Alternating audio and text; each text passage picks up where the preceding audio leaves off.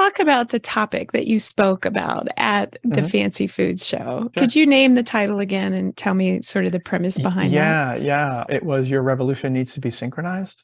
Okay. Yeah. Is that what you remember? No, I remember that your notice was you're going to speak about brand and its impact on packaging. Yeah, sure. I mean, that was the hook in the description. And actually, yeah, so there was an overall title to the session itself.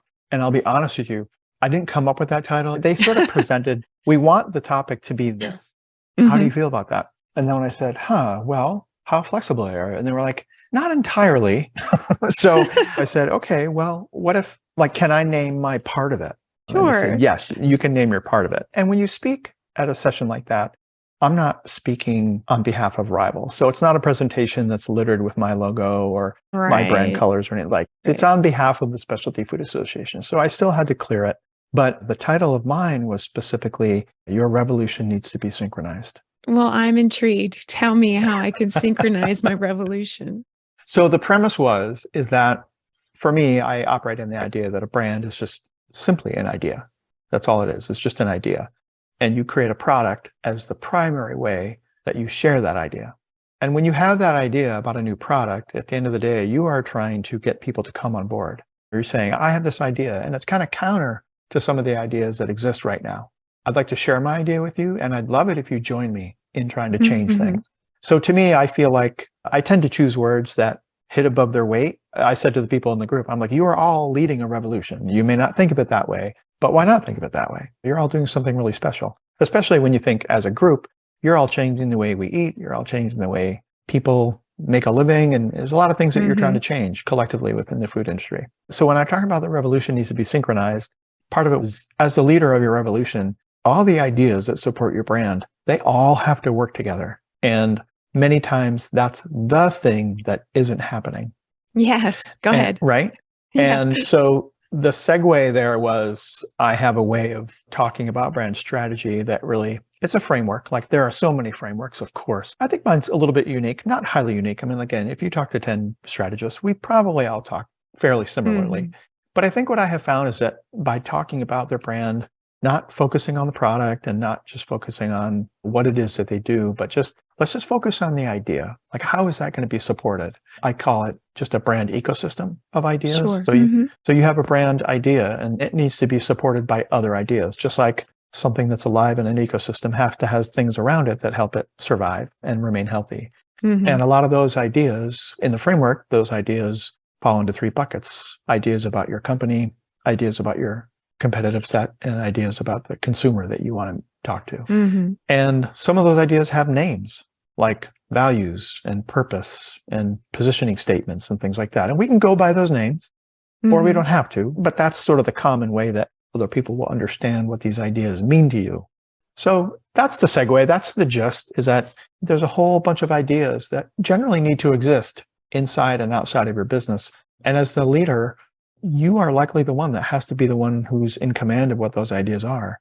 And they all have to be in sync. And the great thing is when they are synchronized, if one of those ideas changes, a new competitor comes along, or you want to launch a new product, or you want to sell to a different customer, well, great. What other ideas have to change to allow you to do that?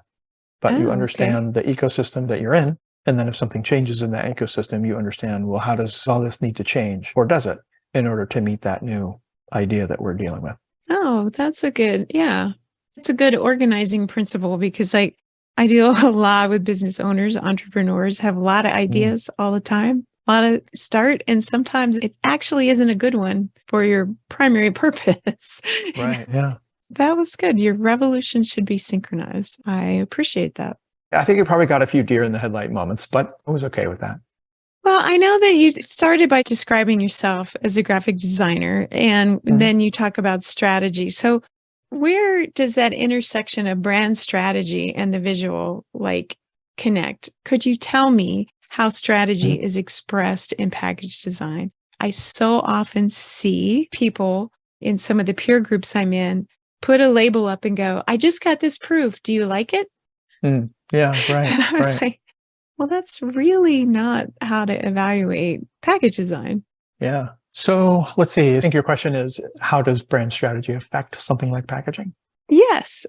Yeah. So that was sort of the full scope of what we talked about, the specialty food. But really, having a strategy in place means that a lot of the decisions that go into packaging are no longer subjective. They're based on specific things that you're trying to communicate. Yes. And I had gone through a few case studies of clients that I had done work for, or just other brands that I was familiar enough with that I could say, if we sort of assume that their brand strategy is kind of focused on this right here, we can start to identify why their packaging looks the way that it does. And so I looked at a company I held out the example of Tofurkey. And I don't know if it's their most recent packaging, but they had some packaging that certainly had their brand on it. And it said what the product was, which was plant-based hamburgers. But the primary display panel was probably 90% messaging about how they're trying to save the planet, just generically speaking. And so from a brand strategy, I said, so part of their why, which they clearly know because of a brand strategy, because that's what the role they're trying to play, they decided that it was so important that they wanted to make it the primary message, almost at the cost of everything else that typically is on a primary display panel. And that was a strategic decision. It probably wasn't something that just decided willy-nilly and said, yeah, let's just do that and see what happens. It was probably a very specific choice to really put something out in front of themselves that was going to blow a hole at retail, that was going to communicate something incredibly potent and deliberate. So when you have a brand strategy, you can take those measured risks, or just if you're looking to just create more kind of, I'll call it like standard packaging, or take a more standard approach to packaging, it just allows you to understand, well, if the consumer is going to be a little confused about our product, it's probably pretty good that we need to have a picture on it. And if they aren't readily going to understand what our product is because it's from some other country, then maybe we need to be really, really clear about what country it comes from. So that has to be fairly prominent on our package. Right. And if we have ingredients that people aren't going to be familiar with, or they're not going to understand how to prepare or something, you just ask those questions about who it is that we're trying to sell this to, what do they already know, what don't they know? How do we make sure that we stand out against all the other packages that will be in our proximity at retail? And you make the decisions based on what the strategy is telling you needs to be done to convey your brand most successfully in that moment. I've had some clients that without a strategy, everything seems important. And I'm sure we've been down there, and there's sort of a joke video that's been on YouTube for a long time. What if Microsoft designed Apple's packaging? Right. Yeah.